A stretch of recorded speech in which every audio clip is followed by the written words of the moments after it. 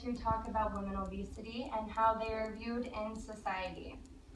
In today's society, women are downgraded tremendously for being overweight based on body mass index, which is measured of body fat based on the height and the weight. A normal weight is in the range of 18.5 to 24.9. The ugly reality of being an obese woman.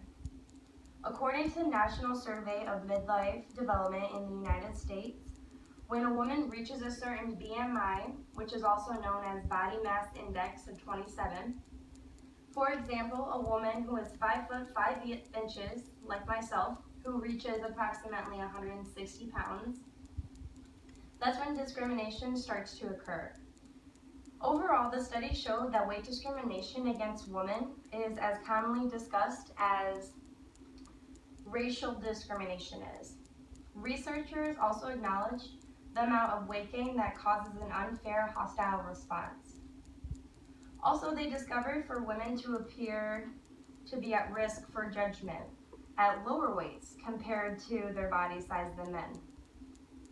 To add on to that, researchers found that weight discrimination is more dominant than discrimination based on sexual orientation, nationality or ethnicity, physical disability, and religious beliefs.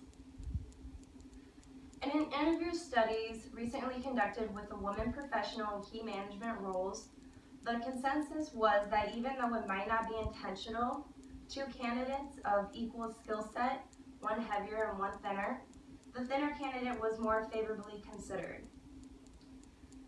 In addition, subjects as pay increases, promotions, merit increases were often not as lucrative towards heavier women as skinnier women. The conductive interview was with my mother, a current VP of Finance and Administration, and a former obese gastric bypass patient who has always been in positions of leadership. If you ask most women if they had a chance to be fat or skinny, which one would they choose?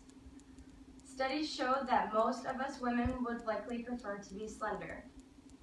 Bigger women experience both the stigma of unattractiveness and the stigma that they lack self-control. Researcher Christina A. Smith writes a new literature review that was published online January 18th in the journal Sexuals. She quotes, "If people are, say, unattractive due to facial deformity, there tends to be a sympathy factor that eases discrimination against them." Smith also says, "But because many people think that weight is controllable for larger women, there doesn't tend to be a sympathy factor for them." Smith reviewed experimental and survey-based studies from the past 2 decades that previous research showed that overweight women tend to date less, marry less, and even lower salaries than thin women. Women are generally judged more harshly for not meeting attractiveness standards, says Jana Frank, a psychologist and researcher at Duke University College of Medicine. You see this everywhere today, in magazines, movies. How often do you see a larger woman on the front page of a magazine? For example, Victoria's Secret models. Women especially look at that and think that that's how they're supposed to look, to fit in, to feel loved, and to feel good and confident about themselves. The National Association to Advance Fat Appreciation were assigned to one of the 3 levels, the average, which was no more than 19%. Then they say that obese is 20 to 49% above the ideal weight. Or if they are really obese, it was 50% or above. The very obese people were the ones that reported more types of employment discrimination, school victimization. Weight is not a protected class like race or gender to federal laws.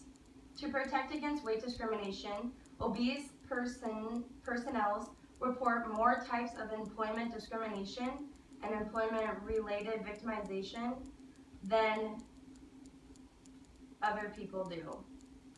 Study shows that things need to change in order to eliminate the employment-related discrimination and victimization experienced by the obese. Despite the abundance of numerous positive equalities that women process, obesity goes a longer way to undermine all of them and cause doubt and insecurities in every aspect of an obese woman's life. Now I have some pictures just to show.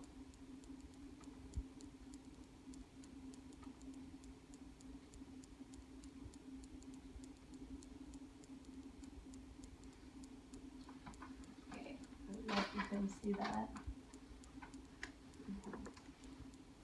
As you can see here, that's what people look at, and that's what they feel like they should be looking like.